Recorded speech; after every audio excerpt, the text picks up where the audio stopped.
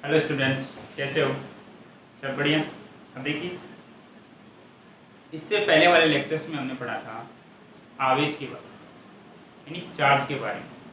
Charge क्या होता है, किस प्रकार से किसी पार्टिकल को चार्ज दिया जाता है, उससे लिया जाता है। यानी पूरा का पूरा खेल, ये जो आवेश का था, ये पूरा का पूरा जो गेम था, ये किसका था? इलेक्ट्रॉन का। नहीं कह सकते हैं इलेक्ट्रॉन के कारण कोई भी पार्टिकल था वो चार्ज होगा, है ना। ठीक है। अब देखिए, हमने चार्ज के बारे में पढ़ा। चार्ज किस प्रकार से उत्पन्न किया जा सकता है, किस प्रकार से इसको ट्रांसफर किया जा सकता है। आज हम पढ़ेंगे चार्ज की कुछ प्रॉपर्टी, यानी उसके गुण, यानी किस किस प्रकार से वो इसको काम में ले सकते हैं चार्ज को। तो देखिए, आज जो हम पढ़ेंगे वो पढ़ेंगे प्रॉपर्टी ऑफ चार्ज। चार्ज की कौन कौन सी प्रॉपर्टी होती है, किस प्रकार से काम करती है। तो देखिए, चार्ज की 4 प्रॉपर्टी होती है, 4 property. Number 1, additive property. Additivity of charge. पहली प्रॉपर्टी तो ये होती है, यानी आवेश की योजना। आवेश की योजना,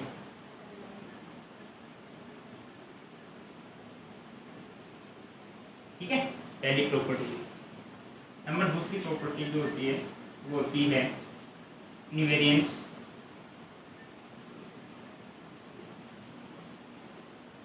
इनवेरिएंस ऑफ चार्ज। यानी देखिए, पहली प्रॉपर्टी जो होती है वो होती है एडिटिविटी प्रॉपर्टी, ये वाली प्रॉपर्टी एडिटिविटी। ठीक है। दूसरी होती है इनवेरिएंस प्रॉपर्टी। ठीक है, इसको हिंदी बोलेंगे आवेश की निश्चितता। बोलेंगे आवेशों की निश्चितता। आवेशों की निश्चितता।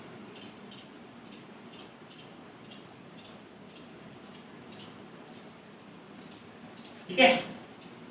और जो थर्ड प्रॉपर्टी है वो होती है conservation of charge. Conservation property, conservation of charge.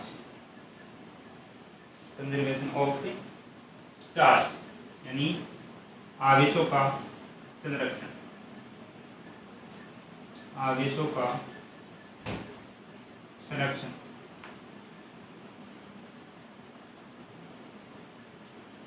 ठीक है।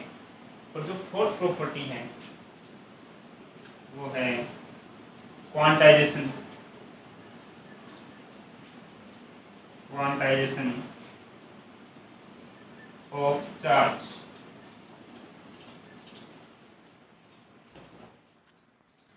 ऑफ चार्ज यानी आवेशों का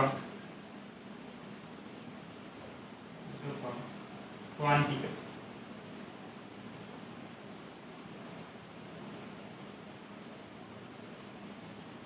ये 4 प्रॉपर्टी है ना, किसी भी आवेश के बारे में ये 4 प्रॉपर्टी हमारे को और बताती है। ठीक है। नंबर पहली प्रॉपर्टी है एडिटिव प्रॉपर्टी, सेकंड है इनवेरिएंस, और थर्ड है कंजर्वेशन, और फोर्थ है क्वांटाइजेशन। अब देखिए, इनको एक एक करके पढ़ते हैं क्या होती है, किस प्रकार से काम करती है। यानी ये वाली प्रॉपर्टी है, ये किस प्रकार से होती है आवेश इस प्रॉपर्टी में, यानी इस प्रॉपर्टी में आवेश की क्या क्या विशेषता होती है। ठीक है, एक एक करके पढ़ते हैं नंबर से। चलिए स्टार्ट। यानी ये 4 प्रॉपर्टी पढ़ेंगे चार्ज की। ठीक है। अब देखिए, शुरू से करते हैं फर्स्ट प्रॉपर्टी से स्टार्ट।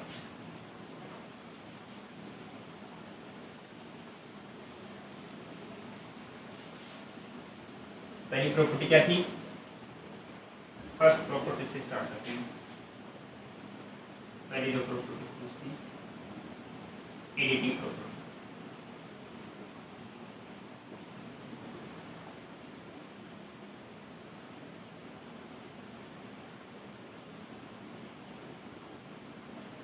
एडिटिविटी ऑफ चार्ज यानी आवेश की योज्यता। अब देखिए आवेश की योज्यता का मतलब है आवेशों का योग, यानी इसका अर्थ क्या हुआ, ब्रैकेट में लिख लेना, इसका अर्थ है आवेशों का योग, आवेशों का योग यानी आवेश को जोड़ना किस प्रकार से। मैं बोल दूँ आपके पास दो आवेश है, एक है 5 कूलम का प्लस 5 कूलम का आवेश और एक है -4 कूलम का आवेश। तो मान लीजिए इस निकाय में ये दोनों एक निकाय में थी, तो मैं पूछूं कि इस निकाय में टोटल नेट चार्ज क्या है, तो इसको आप किस प्रकार से जोड़ोगे, किस प्रकार से इसको घटाओगे। ये जो प्रॉपर्टी बताएगी ये बताएगी एडिटिव प्रॉपर्टी की आपको आवेश को किस प्रकार से ऐड करना है, किस प्रकार से इसको घटाना है जो। ठीक है, तो देखिए एडिटिव का मतलब है कि आवेशों का योग। अब देखिए मैथमेटिकल में बात हो यानी संख्यात्मक मान की बात हो, अब देखिए मान तो संख्यात्मक है 5 कूलम, लेकिन जब संख्यात्मक मान की बात हो तो हम सीधा कैलकुलेशन करते हैं मैथ्स में। जैसे मान लीजिए हमारे को जोड़ना हो 10 + 5 तो आप सीधा लिख देते हैं 15। लेकिन फिजिक्स में जब से आप फिजिक्स पढ़ना स्टार्ट किया है तब से आपको जोड़ने के कुछ नियम भी सिखाए गए फिजिक्स में। जैसे यदि किसी राशि की दिशा भी है ना, दो राशि बनेगी, एक तो स्केलर क्वांटिटी और दूसरी वेक्टर क्वांटिटी, और एक स्केलर। दो क्वांटिटी हमने पढ़ी थी 11वीं क्लास में। ये स्केलर क्वांटिटी कौन सी होती है, वेक्टर क्वांटिटी कौन सी है ना। तो फिजिक्स में हम ये भी देख रहे थे कि जब जो राशि हम पढ़ेंगे उसमें इन दोनों की चर्चा भी करेंगे। तो देखिए इससे पहले मैं आपको बता देता हूँ, जो ये आवेश होता है, आवेश एक अदिश राशि है, अदिश राशि यानी एक स्केलर क्वांटिटी। चार्ज जो है वो एक स्केलर क्वांटिटी है।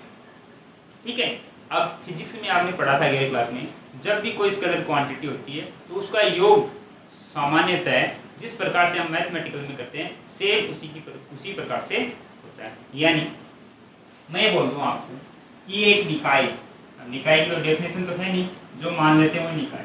इसमें मान लीजिए हमारे पास एक तो 5 कूलम का आवेश और एक इसमें +10 कूलम का आवेश है और साथ में एक -9 कूलम का आवेश इसमें प्रेजेंट है।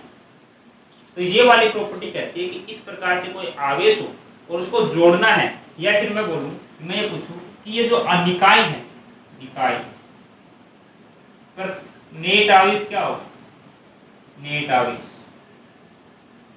तो ये वाली प्रॉपर्टी कहती है जब भी आपको किसी निकाय में नेट आवेश निकालना है, आवेश एक अदिश राशि है, इसका मतलब इसका योग जो होगा वो सामान्यतः हम जनरली करते हैं ना मैथमेटिकल में संख्यात्मक मान का, उसी प्रकार से कर लेते हैं। अब देखिए नेट चार्ज हमारे को निकालना है इस निकाय में, तो हमारे पास एक तो +5 कूलम का आवेश है। बस ये ध्यान रखना आपको कि जो चार्ज है उसका जो चिन्ह है वो साथ रखते हैं। जैसे प्लस का चिन्ह है तो +5 प्लस +10 प्लस -9 और ये पूरी क्या है कूलम में, तो लगा देता हूँ साथ कूलम। ठीक है, अब इसको ऐड करना किस प्रकार से करेंगे, यानी हमें 5 + 10 -9 यानी = 6 कूलम। अब हम कह सकते हैं कि ये वाली जो वस्तु है इस पे जो नेट चार्ज है वो कितना है, 6 कूलम। ये वाली प्रॉपर्टी बताती है फर्स्ट, कौन सी प्रॉपर्टी बताती है बात, फर्स्ट प्रॉपर्टी ये कहती है कि जो भी आपके पास आवेश है उसको आप मैथमेटिकल तरीके से जोड़ दो प्लस चिन्ह के साथ। जो इसका चिन्ह है, जैसे इसका नेगेटिव साइन था तो हमने नेगेटिव साइन लिया, तो इस प्रकार से इसको ऐड कर दिया, रिजल्ट निकल गया है 6 कूलम। ये वाली प्रॉपर्टी बताती है, क्योंकि ये एक स्केलर जो चार्ज है वो एक स्केलर क्वांटिटी है। तो आप इसको जनरली जिस प्रकार से मैथमेटिकल में एडिशन करते हो उसी प्रकार से कर लेते हैं। ये वाली प्रॉपर्टी का ये फर्स्ट, यानी आपको ये ध्यान में रखना, जब भी कभी आपको आवेश जोड़ने की आवश्यकता पड़े तो बिना सोचे समझे आप संख्यात्मक मान को उसको ऐड कर दीजिए। केवल चिन्ह का ध्यान रखना है कि प्लस का आवेश है या फिर माइनस का आवेश है, पॉजिटिव चार्ज है या फिर नेगेटिव चार्ज है, बाकी कुछ ध्यान में नहीं रखना है। यदि ये स्केलर वेक्टर क्वांटिटी होती तो फिर हमारे को काफ़ी चीज़ें ध्यान में रखनी पड़ती, उसकी डायरेक्शन क्या है ना, उसका परिणामी जो है वो डायरेक्शन के अकॉर्डिंग चेंज हो रहा है, है ना। ये वाली चीज ध्यान में रखनी पड़ती है। लेकिन आवेश की जो पहली प्रॉपर्टी है बताती है कि आवेश एक अदिश राशि है, उसका दिशा वगैरह से कोई लेना देना नहीं है। तो आप जिस प्रकार से जनरली मैथमेटिकल में कैलकुलेशन करते हो उसी प्रकार से इसे आवेश को आप ऐड कर सकते हो, नो प्रॉब्लम। यानी ये वाली प्रॉपर्टी हमारे सिखाती है कि आवेश को जोड़ना किस प्रकार से। सीख लिया कि आवेश को जनरली आप सिंपली आप जोड़ सकते हो मैथमेटिकली, ठीक है। चलो पहली प्रॉपर्टी तो ये, ओके। ये अब देखते हैं second property. Second property invariance of charge.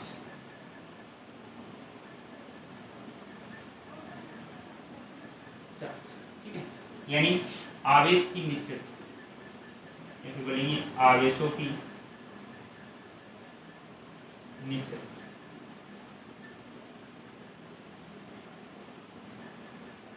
देखिए इसका मतलब है चाहे कोई भी आवेश गतिशील हो या फिर वो स्थिर हो, उसके मान में कोई चेंज नहीं हो।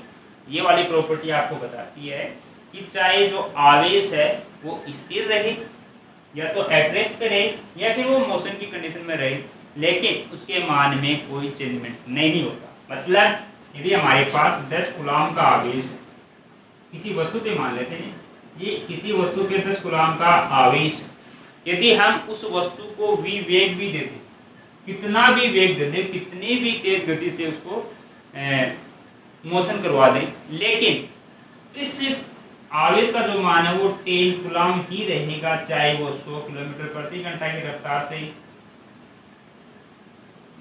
गति करे, चाहे वो 1000 किलोमीटर प्रति घंटा की रफ्तार से गति करे। लेकिन ये चार्ज जो है, चार्ज की जो वैल्यू है, मान है, वो चेंज नहीं होता। तो सेकंड प्रॉपर्टी हमारे को बताती है, फर्स्ट तो बताती है जोड़ने के बारे में, सेकंड हमारे को बताती है कि चाहे आवेश गतिशील हो या फिर स्थिर हो, उसके मान में कोई प्रभाव नहीं पड़ता। यानी आवेश जो है, सिंपली बोलें तो आवेश का जो मान है, आवेश का मान किस पे निर्भर नहीं करता, वेग पे, वेग पर निर्भर नहीं होता। ठीक है, यानी आवेश से गतिशील अवस्था में हो चाहे स्थिर अवस्था में हो, उसके मान में कोई चेंजमेंट नहीं होता। यानी Q जो विरामावस्था में है वो क्या रहेगा, Q की वैल्यू गति अवस्था में रहेगी, है ना। चाहे वो मोशन में रहे और चाहे वो रेस्ट में रहे, उसके मान में कोई चेंजमेंट नहीं आता। यानी सीधी सी बात ये हुई कि आवेश का जो मान है वो वेग पे निर्भर नहीं करता। आवेश का मान किस पे निर्भर नहीं करता, वेग पे निर्भर नहीं करता। आवेश का मान वेग पर निर्भर नहीं करता। अब देखिए आवेश जो है यानी चार्ज जो है, चार्ज ये पॉजिटिव भी हो सकता है, नेगेटिव भी हो सकता है और एक शून्य भी हो सकता है। लेकिन मैं आपको बता दूं ये आवेश तो वेग पे निर्भर नहीं करता, लेकिन एक राशि और है फिजिक्स में, कौन सी, द्रव्यमान यानी मास। ये वाली जो है ये डिपेंड करती है वेग पे, ये वेग पे डिपेंड करती है। यानी क्या रहेगा कि किसी वस्तु का गतिशील अवस्था में जो द्रव्यमान होगा m, वो इक्वल होता है m0, यानी रेस्ट अवस्था में, विरामावस्था में द्रव्यमान upon 1 minus v square upon c square का वर्ग, ये होता है।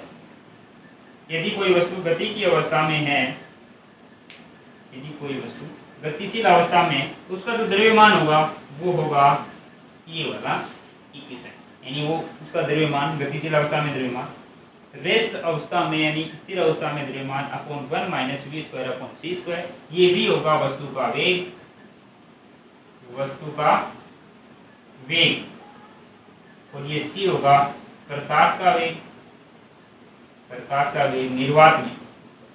ठीक है, और m है स्थिर अवस्था में वस्तु का द्रव्यमान, मास एट रेस्ट यानी जो वस्तु है उसका स्थिर अवस्था में द्रव्यमान।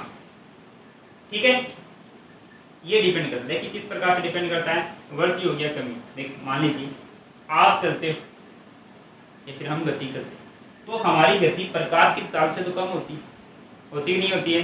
जब हमारी गति प्रकाश के चाल से कम होती है इसका मतलब इन दोनों का जो रिजल्ट आएगा वो लगभग आएगा एक से छोटा, लगभग क्या एक से छोटा ही आएगा, है ना, एक से कम आएगा। फिर एक में से एक से कम वाले मान को हम माइनस कर देंगे, फिर ये एक से और छोटा हो जाएगा। इसका मतलब m0 यानी जो रेस्ट में जिसका द्रव्यमान था उसमें यदि हम एक से छोटे का भाग देंगे तो ये वाला जो द्रव्यमान है ये बढ़ जाएगा।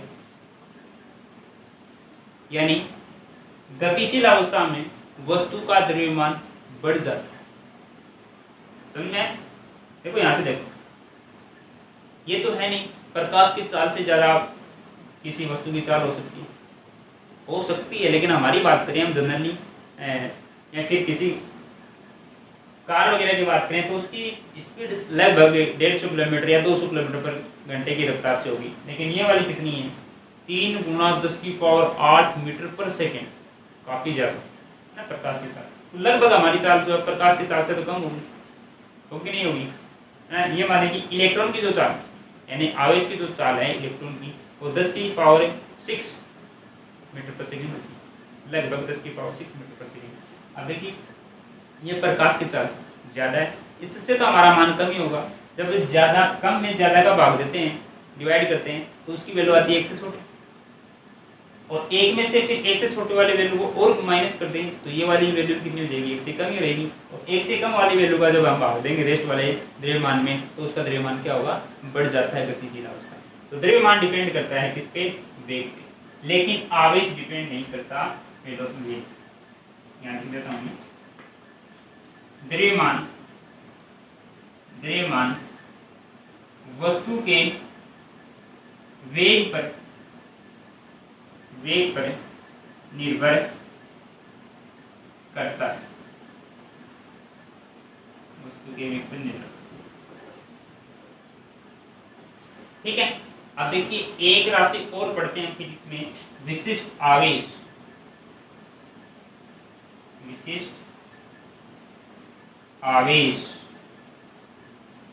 ये होता है आवेश बटे द्रव्यमान, चार्ज अपॉन मास। अब देखिए मास डिपेंड करता है वेलोसिटी पे, डिपेंड करता है ना, वेग पे डिपेंड करता है, वस्तु के वेग पे। तो विशिष्ट आवेश भी वस्तु के वेग पर निर्भर करता है, यानी आवेश तो नहीं करता निर्भर, लेकिन विशिष्ट आवेश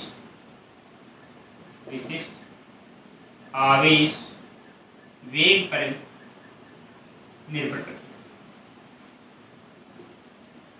ठीक है, आवेश तो नहीं करता लेकिन द्रव्यमान करने के कारण विशिष्ट आवेश क्या वेग पे निर्भर करता है। आवेश वेग पे डिपेंड नहीं करता। सेकेंड प्रॉपर्टी हमारे को यही बताती है कि जो चार्ज होता है वो वेग पे डिपेंड नहीं रहता, चाहे वो गतिशील अवस्था में हो चाहे वो स्थिर अवस्था में हो, उसके मान में कोई चेंज नहीं होता। ये है सेकेंड प्रॉपर्टी। ठीक है, अब आते हैं हम थर्ड प्रॉपर्टी।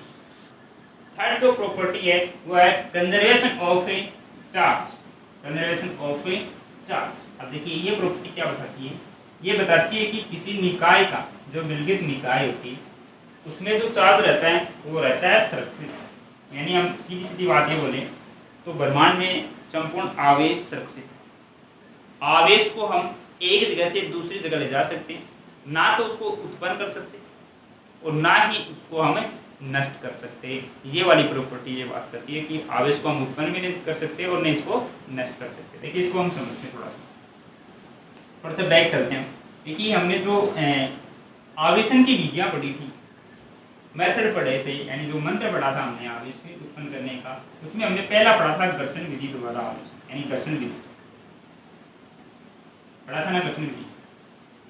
उसमें देखिए हमने दो वस्तु ली थी, एक ए वस्तु ली थी और दूसरी बी वस्तु ली थी। एक ए थी दूसरी बी। मान लीजिए इस पे इलेक्ट्रॉन हमने ट्रांसफर करवाए थे, ऊष्मा के कारण हुए थे इलेक्ट्रॉन ट्रांसफर यहाँ से यहाँ। तो इस वाली वस्तु पे तो आ गया था माइनस चार्ज और इस वाली वस्तु पे आ गया था प्लस चार्ज। अब मैं मान लूँ कि ये पूरा एक निकाय, देखिए निकाय की कोई डेफिनेशन तो है नहीं, हमारी कल्पना होती है कि हम किसको निकाय मान लेते हैं। चलो हमने मान लिया ये पूरा एक निकाय। तो इस निकाय में क्या होगा, देखिए यदि हम एक इलेक्ट्रॉन इधर लेके आए तो यहाँ एक इलेक्ट्रॉन की कमी होगी, यहाँ एक इलेक्ट्रॉन की वृद्धि होगी, तो एक माइनस आ गया, एक प्लस आ गया। जैसे जैसे अब दूसरा इलेक्ट्रॉन आएगा इस पर, ये दूसरा इलेक्ट्रॉन आ गया तो यहाँ पे 2 प्लस हो गए, 2 माइनस हो जाएंगे इधर से, है ना। इसी प्रकार से हम n इलेक्ट्रॉन निकाल लें तो यहाँ पे तो n प्लस हो जाएंगे और यहाँ पे n माइनस हो जाएंगे। यानी इसका मतलब क्या हुआ, यदि पूरे निकाय को देखें हम, ये दोनों वस्तु हमने उदासीन ली, कोई चार्ज नहीं था इस पे, ये वाली वस्तु भी उदासीन थी, ये वाली भी उदासीन थी। इसका मतलब क्या है, ये पूरा निकाय भी उदासीन रहना चाहिए, है ना। ये बात कहता है कि ये कंजर्वेशन ऑफ चार्ज, ये बात कहते हैं कि पूरा निकाय भी एक क्या होना चाहिए, उदासीन होना चाहिए। तो देख लो इधर हमने इलेक्ट्रॉन का ट्रांसफर करवाया उष्मा के कारण, बल के कारण, जो भी उष्मा उत्पन्न उसके कारण, है ना। तो n मान लीजिए इसमें से n इलेक्ट्रॉन निकले तो n प्लस हो गया चार्ज और इस पे हो गया n माइनस। लेकिन पूरे निकाय की बात करें तो जितने प्लस है उतने माइनस है, यानी ये पूरा निकाय क्या है, उदासीन की अवस्था में। ये कहता है कौन है, कंजर्वेशन ऑफ चार्ज। यानी चार्ज जितना पॉजिटिव हम उत्पन्न करते हैं उतना ही नेगेटिव उत्पन्न होता है। ये नहीं हो सकता कि यहाँ पॉजिटिव तो उत्पन्न ही ना हो और यहाँ पे हम पूरा पूरा नेगेटिव उत्पन्न कर ले, यानी n माइनस तो नहीं उत्पन्न कर ले लेकिन यहाँ पे n प्लस ना उत्पन्न हो। ये दोनों होते हैं, दोनों साथ चलते हैं और पूरा निकाय क्या रहेगा, एक फिर से उदासीन रहेगा। उदासीन वस्तु निकाय भी क्या है, उदासीन है। इसका मतलब आवेश क्या है, संरक्षण। समझ में आया कुछ? चलो एक एग्जाम्पल और लेते हैं, अच्छे से समझ में आएगा।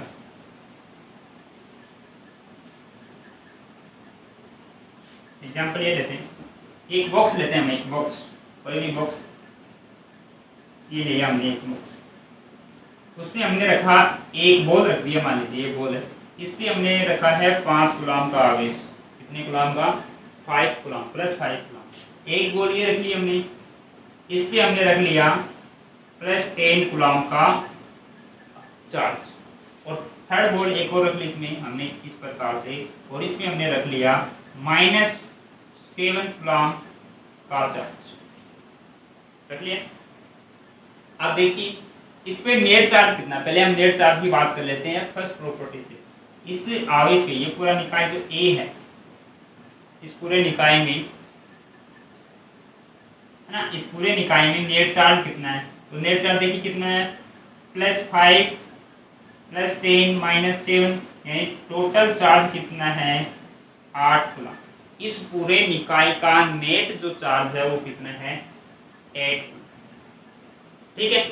अब कंजर्वेशन ऑफ लॉ कहता है कि चाहे आप किसी प्रकार से इसको काम में लो चार्ज को अंदर अंदर, लेकिन इस पूरे निकाय का, इन पूरे बॉक्स का चार्ज कितना रहना चाहिए, 8 कूलम। अब देखिए इसको समझते हैं, इतना समझ में आया पहली वाली प्रॉपर्टी से। अब इसको हम हिलाते हैं ऐसे, एक बॉक्स लिया उसमें चार्ज रखे हुए ये वाले 10 कूलम, 5 कूलम और 8, इसको ऐसे हिलाते हैं। हिलाने से ये आपस में टकराएंगे, कोई टच होगी, कांटेक्ट होगी तो कांटेक्ट से चार्ज हो जाएगी, कोई घर्षण से। इस प्रकार से ये वाली सिचुएशन हो जाती है। जब इसको हिलाते हैं तो इस बॉक्स में ये वाली सिचुएशन उत्पन्न होगी। देखना ये गेंद A, ये दूसरी है और ये तीसरी। मान लीजिए ये हो गया 7 कूलम, ठीक है। और ये वाला जो प्लस का था ये मान लीजिए हो गया हमारे पास कितना कूलम, +5, चलो ठीक है, इसको थोड़ा सा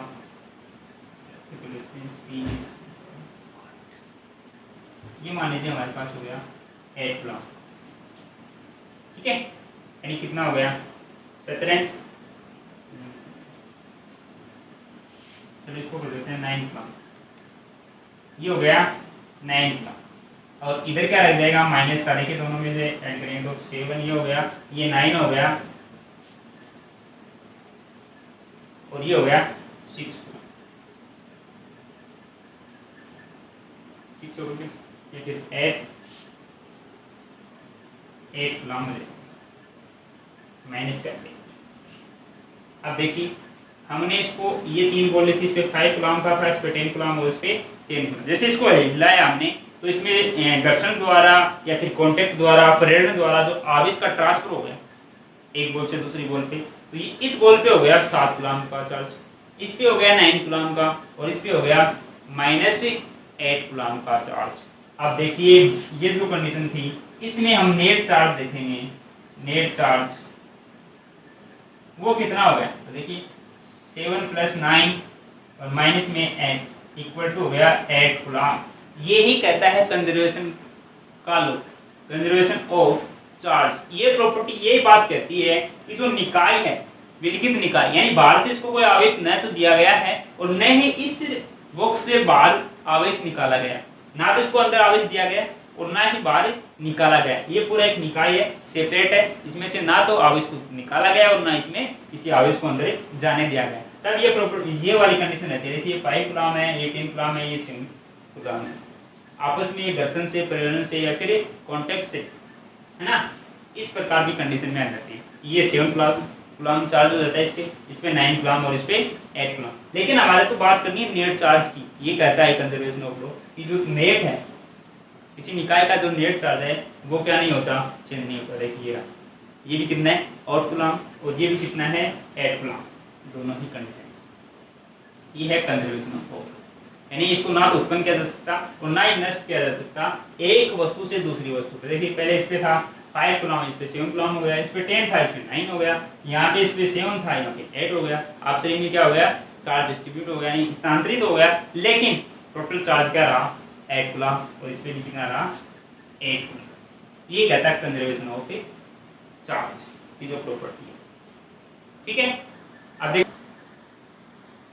क्या होती है नाभिकीय विक्रिया जो होती है, न्यूक्लियर रिएक्शन, उसमें भी ये चार्ज का कंजर्वेशन लॉ है, ये फॉलो होता है। देखिए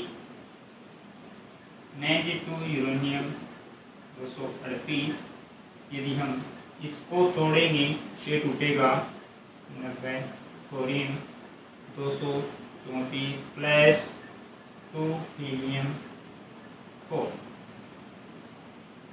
कितना है टोटल 92।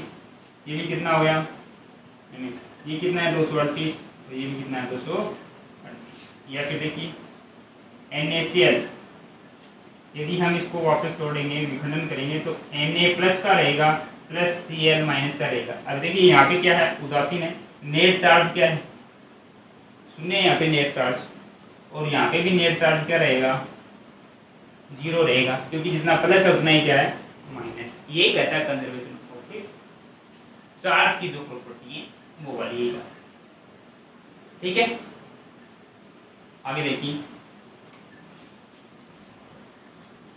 देखिए ये चार्ज की फोर्थ प्रॉपर्टी है क्वांटाइजेशन ऑफ ए चार्ज। इसमें क्या होगा, एक न्यूनतम मान का कोई चार्ज होगा, एक वस्तु से दूसरी वस्तु पे जो चार्ज ट्रांसफर होता है वो एक न्यूनतम मान का, यानी छोटा सा मान का कोई चार्ज होगा, उसके मल्टीप्लिकेशन में ही कोई चार्ज एक वस्तु से दूसरी वस्तु पे स्थानांतरित होगा।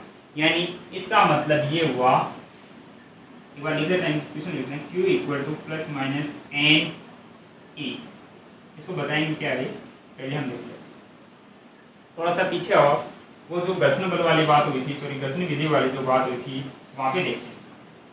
ये दो वस्तु थी हमारे पास, एक B थी एक A थी, ये पूरा निकाय था, इससे इस पे इलेक्ट्रॉन ट्रांसफर हुए थे, यानी एक वस्तु से दूसरी वस्तु पे चार्ज का ट्रांसफर हुआ था, तब इसमें प्लस आ गया था, इस पे माइनस आ गया।